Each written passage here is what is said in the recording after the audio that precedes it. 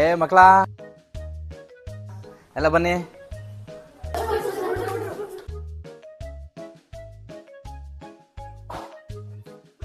ಹಾ ಮಕ್ಕಳೇ,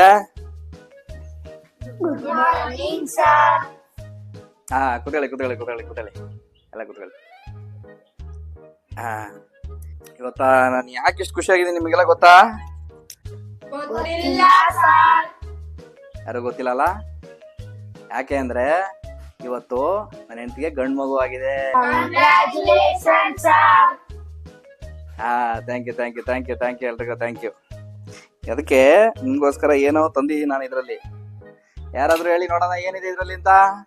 ಸಾರ್ ನಾನು ಸಾರ್ ಗಿಣ್ಣಾಲು.